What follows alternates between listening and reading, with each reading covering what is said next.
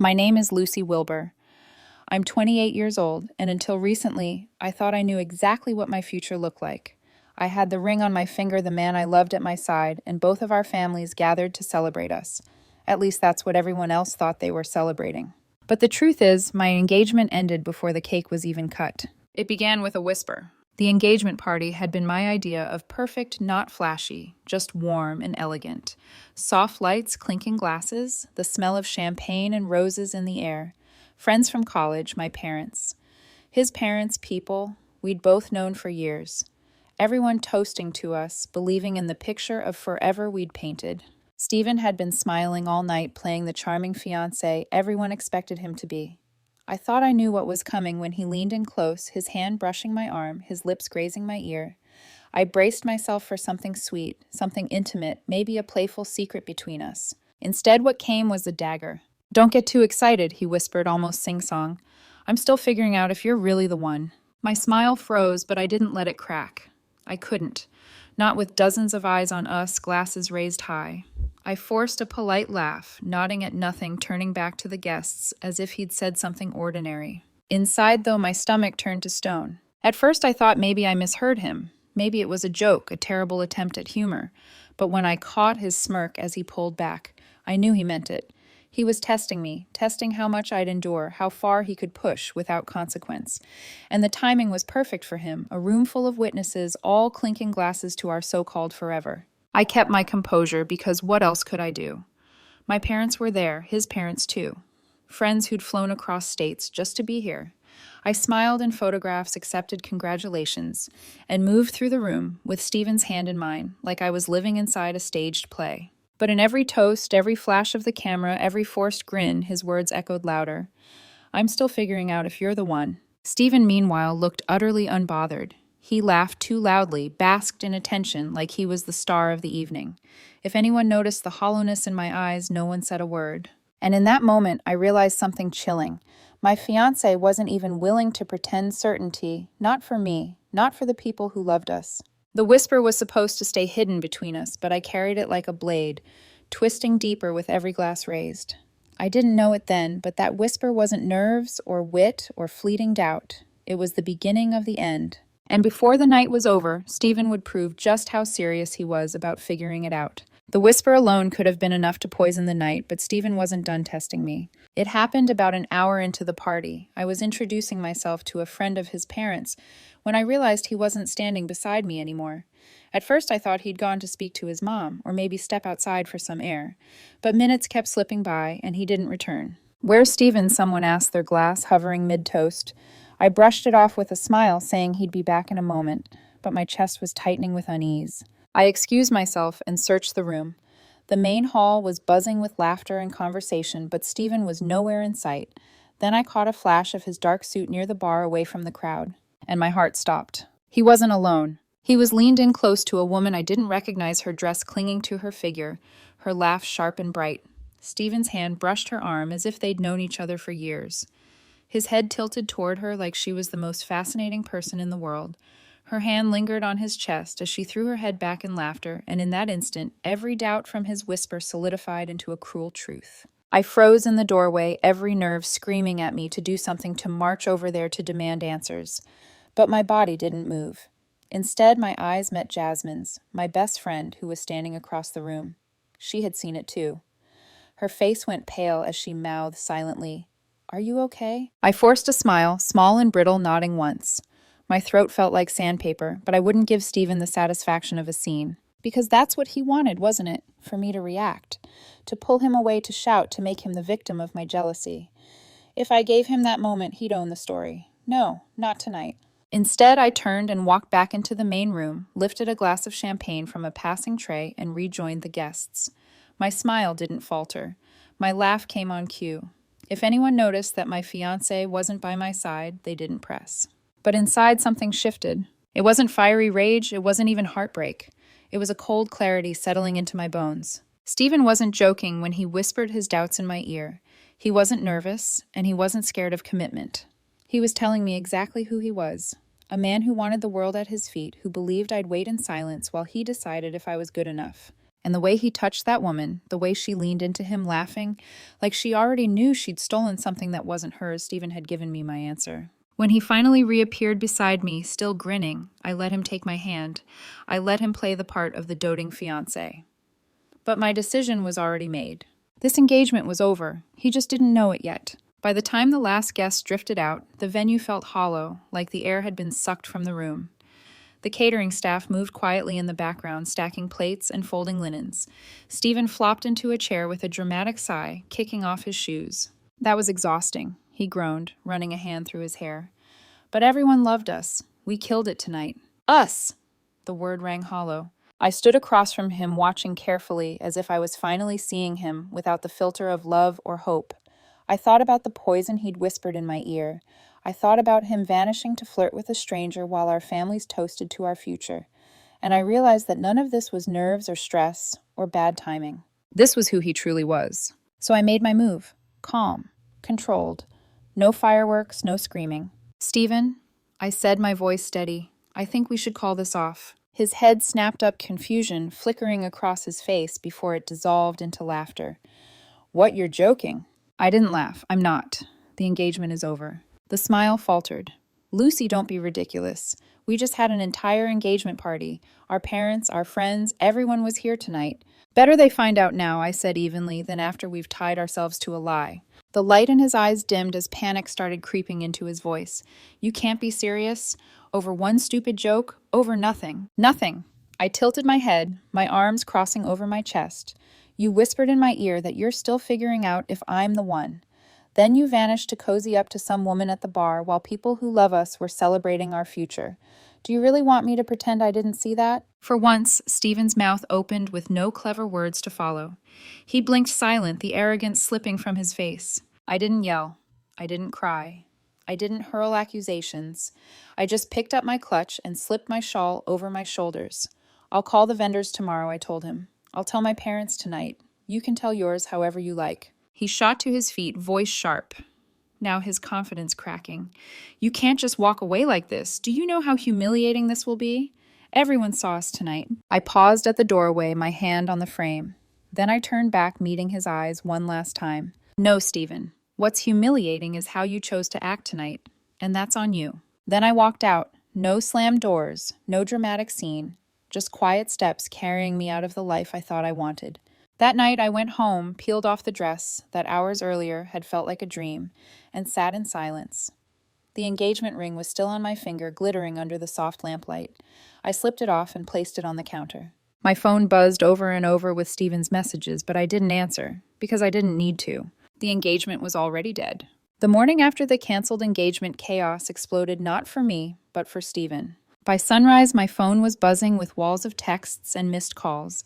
His voice notes came in rapid bursts, first fury, then bargaining, then guilt. You humiliated me, Lucy. Do you know how this makes me look? You're throwing everything away over one harmless moment. Everyone gets cold feet. We can fix this. Don't be dramatic. And finally, please, don't do this to us. My family is devastated. I can't lose you. I didn't respond to a single one. Silence, I discovered, is louder than any fight, and my silence gave others the room to speak. Because Stephen hadn't been discreet at that party, not with his whisper, not with the woman at the bar. Jasmine, my best friend, wasted no time telling people what she saw. He had his hand on her chest, she said bluntly to anyone who asked, at his own engagement party. Word spread quickly. Friends compared notes, whispers turned into stories into group chats. And suddenly the narrative Stephen tried to spin unraveled in real time. At first he attempted damage control. He told people I'd blindsided him, that I'd always been unstable, that I'd overreacted to nothing. But he forgot one crucial detail. Dozens of witnesses had seen him disappear with that woman. Some saw his hand linger where it shouldn't. Some saw my pale smile when I returned alone. The story shifted almost overnight. He wasn't the poor fiancé who'd been left without explanation. He was the man who told his fiancée at their own engagement party that he wasn't sure she was the one. He was the man who wandered off to flirt like a bachelor while families toasted his future. He was the man who got dumped the very same night. And once the jokes started, they didn't stop. A meme circulated in one of our mutual chats, a picture of a wedding cake with the caption, "Don't get too excited." I'm still figuring out if you're the one. It spread faster than wildfire. At first, people laughed nervously. Then, even his closest friends joined in. The whispers that followed him weren't kind. Careful, don't leave Stephen near the bar, someone quipped at a gathering. Another replied, unless you want your fiancé stolen. His own groomsmen-to-be stopped defending him. One even messaged me privately. For what it's worth, you did the right thing. I can't believe he thought he'd get away with that. Stephen hated it. I know because he sent me furious screenshots of jokes accusing me of turning everyone against him. But I hadn't said a word. I didn't need to. His own actions had written the story, and people ran with it. Meanwhile, my life didn't implode. I went to work. I saw friends. I went for runs in the cool morning air, rediscovering the rhythm of my breath. My parents, though, shocked at first, told me they were proud. My father's words stayed with me. Better now than later, mija. You showed strength walking away. And it dawned on me, Stephen had always believed he controlled the story. But now the story was out of his hands. For once, I wasn't the one left unraveling. He was. There's something strangely liberating about silence. When I stopped answering Stephen, I expected to feel guilty, like I owed him closure. Instead, I felt lighter. Every time my phone buzzed with his name on the screen, I let it ring. And with every ignored message, I felt myself breathing easier. I realized how much energy I had spent trying to reassure him, soothe his ego, manage his moods. Without him, my life was suddenly quiet, not lonely quiet. I filled that quiet with things I'd neglected. I laced up my running shoes again, pounding the pavement in the early morning before the city fully woke. I signed up for a pottery class. I'd always wanted to try something Stephen once mocked as a waste of time. I reconnected with friends I had drifted from, laughing with them in ways I hadn't in years. And slowly the fog lifted. Looking back, I saw all the red flags I'd brushed aside. The way Stephen would make little jokes at my expense in front of others, calling me too sensitive when I pushed back. The subtle comparisons to other women, how they dressed, how they carried themselves, as if I was always auditioning for the role of enough. I remembered the way he treated the engagement as a stage for himself. Every detail from the venue to the guest list had to center him. I'd told myself it was just his personality, that it was harmless. But deep down, I knew it was never about us. It was always about him. And once I saw that truth clearly, I couldn't unsee it. Meanwhile, his name became a running joke. My friends whispered stories about him with pity disguised as amusement. He's still trying to explain himself, Jasmine told me one afternoon. But honestly, Lucy, no one's buying it. I didn't need revenge. I didn't need to set the record straight. People were doing it for me, and Stephen's reputation was crumbling under its own weight.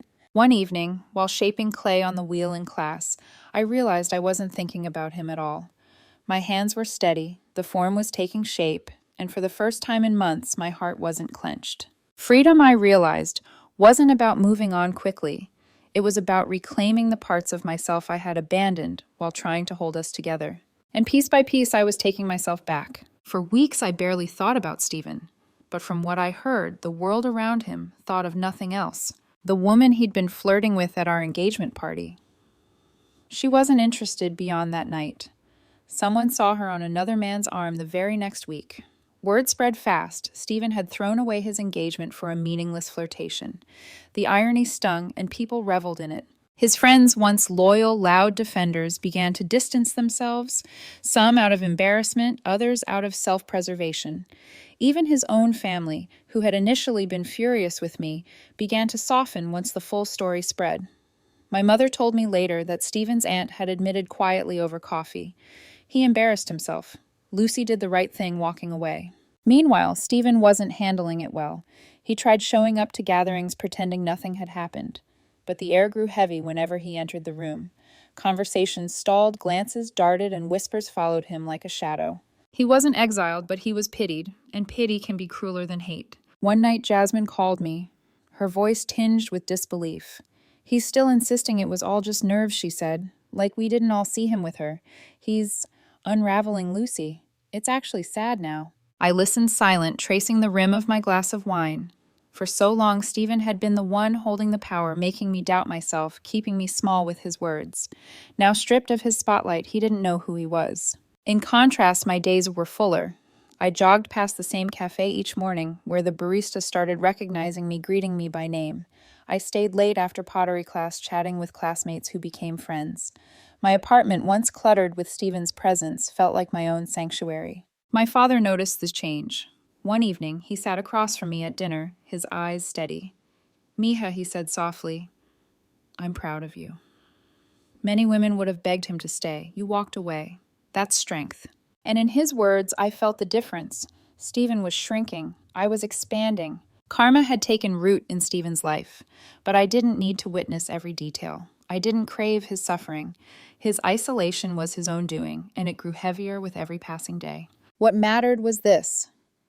For the first time in years, I felt untethered. Free to dream without checking if someone else approved. Free to laugh without worrying who might belittle me for it. Free to build a life that was mine and mine alone. And Stephen, he was just a fading echo swallowed by the silence he once underestimated. Months passed. My life grew steady, brighter even. I almost forgot how heavy everything used to feel. But just when the air around me had cleared, Stephen came back like a storm I thought had already passed. It was a rainy evening when I heard the knock. At first I thought it was a delivery, but when I opened the door, there he was, Stephen. His hair was unkempt, his suit wrinkled as if he'd slept in it. In his hands, he held one of those little glossy gift bags people bring when they don't know what else to offer. "Lucy," he said, voice raw, "can we talk?" For a moment, the old reflex tugged at me. The part of me that once wanted to comfort, to fix, to forgive. But then the memories rushed in, the whisper at my engagement party, the smirk that followed the way his hand had rested on a stranger's chest while our families toasted us. I leaned against the doorframe, arms crossed. "About what?" His eyes flickered, searching mine. "I made a mistake. I didn't mean what I said that night. I was nervous. Stupid. Please just give me another chance." The rain drummed steadily outside, the smell of wet pavement seeping in through the open door. Stephen looked smaller somehow, as if the arrogance had been washed out of him by the months of whispers and laughter that followed him everywhere. I studied him quietly. Once I would have melted under that gaze, desperate to believe him. But now I felt nothing. "You know," I said softly, "you're the same man who smirked in my ear, while our parents toasted to us telling me you weren't sure if I was the one. The same man who wandered off to flirt with a stranger at our engagement party, like it was just another bar. Do you really think I can forget that?" His face twisted with desperation. "Lucy, I swear it meant nothing. I was an idiot. You're the only woman I've ever loved." But his words slid off me like water off glass. I wasn't angry anymore. Anger takes energy, and I'd given him enough of mine.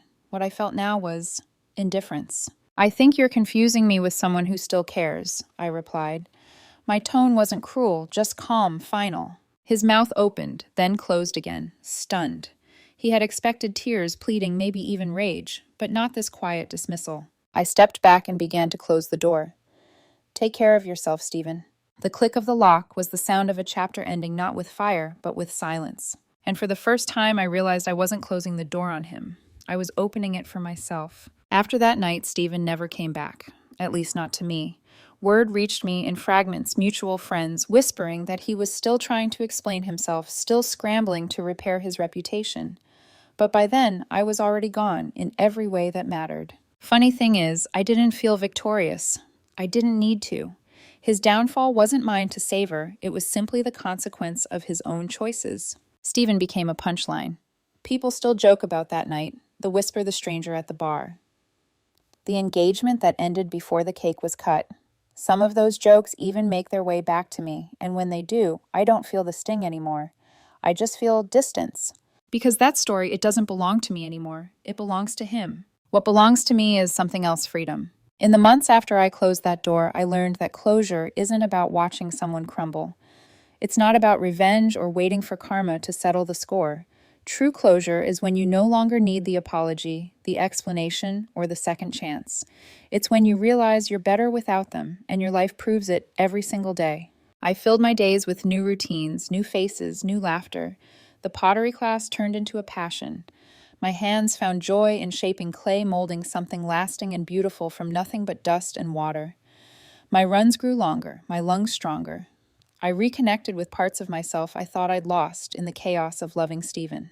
And every time the sunlight caught the empty space on my finger where the ring used to be, I didn't feel loss. I felt gratitude. Gratitude that I had been given the clarity to walk away before years of my life were wasted. Stephen once told me not to get too excited that he was still figuring out if I was the one. But here's the truth. He never understood I didn't need to be the one for him. I just needed to be enough for myself. And finally, I am.